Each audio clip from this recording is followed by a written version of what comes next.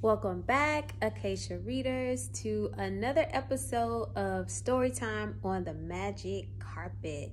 This is a special Friday up close and personal edition. The reason why it's up close and personal is because Jaden's not here and I have to hold the phone and try to read at the same time. Let's see if I can make that happen. So I was scrolling through YouTube when I noticed that I don't have any story times on the magic carpet with the books that I wrote. So today I wanted to read a little bit of my very first story entitled David's Having Distractions. So I actually have 3 different covers, but these are the only 2 that I have with me at home today. So David Having Distractions is a story about a 9-year-old boy who absolutely hates school.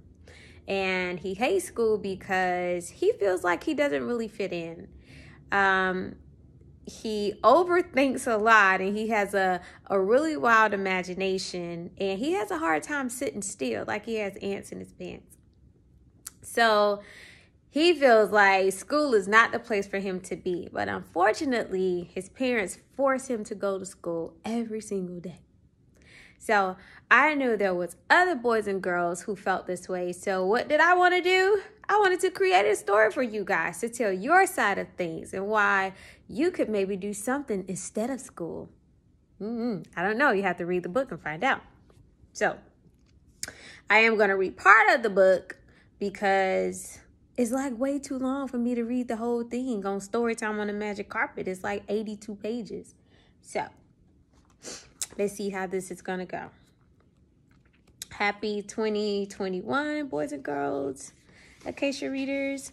And so I may just read like 5 pages because my arm's hurting. Trying to hold the phone. And I'll show pictures. Can you see that? I got vocabulary words and everything here. So tell your mamas to get my book. It's on Amazon. So here it goes. Sorry, I gotta get comfortable. It says, okay. So I finally made it to the 4th grade, and boy, has this journey been rough. First, let me tell you guys a little bit about myself. My name is David Allen, and I hate school. Ever since I started this school business, my life has been horrendous, absolutely mind-boggling. Let me go back to where it first began, the 1st grade.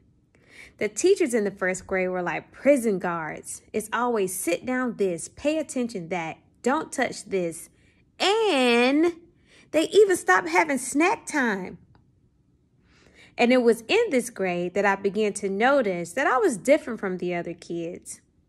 See, I'm one of the shortest guys in class. I'm kind of skinny, which makes my clothes sort of baggy. Plus, I have this really weird hair. It kind of looks like a cross between a skunk and a porcupine. None of the other kids in my class seem to have this problem. Take this kid, Michael Hunter, for example. He has the best hair, the best clothes. He's the best at everything. He always gets first place, always. This year's spelling bee, he won the biggest trophy. I think he secretly bribed the judges because they gave him all the easy words and me all the hard words. I got to hold the book up so I can see. When we got our report cards, he made all A's. And when we play outside games for PE, he always wins. Me, on the other hand, I'm never first at anything. Sometimes I'm even last. Can you believe that? Last. The other kids in my class seem to be able to sit still and focus, but not me. I'm always moving and fidgeting and trying to stay focused on my teacher. She says I have ants in my pants. I say she's so unbelievably boring that I have to move and squirm to keep my buns from falling asleep. At home, things are no different. Instead of my family's last name being Allen, the family's last name should be the Perfects. Mine is David. See, my mother is president of one of the biggest companies in Illinois.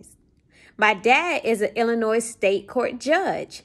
Clearly, two jobs that require perfection from me. Heaven forbid I would ever do anything to embarrass them. My older sister Emma does everything right, according to my parents. She's in the 6th grade and she thinks she's hot stuff. With her perfect dresses and her perfect pigtails. Little Miss Perfect. Not. Little Miss Suck Up is more like it. Room always neat. Homework always complete. Nah, nah, nah. I'm starting to think that she and Michael Hunter are related. Oh, and don't even get me started on my younger brother, Aiden. He's 6 months old and he's so cute. Once again, another phrase from my parents. I don't see what's so cute about him. He's fat, bald, and he even drools. So here I am, son of Mr. and Mrs. Do Everything Right, and stuck in between Little Miss Perfect and Mr. So Cute. All right, guys, that was chapter 1. So I showed you the pictures. Let me show you again. I showed you the pictures. That's David. This is the African-American version of the children's book. But I also have an Asian American cover, and I also have a Spanish white American cover too. So everyone can pick a book that they can relate to, the pictures. All right, so as you can see, it's really long. It's been almost 7 minutes, and that was just chapter 1. So it is a book for, I will say, 4th to 8th grader. So if you're in that grade, or if you just want your mom to get the book and buy it and read it to you, that's even better. All right, you guys have a happy Friday night, and I'll see you soon. Deuce.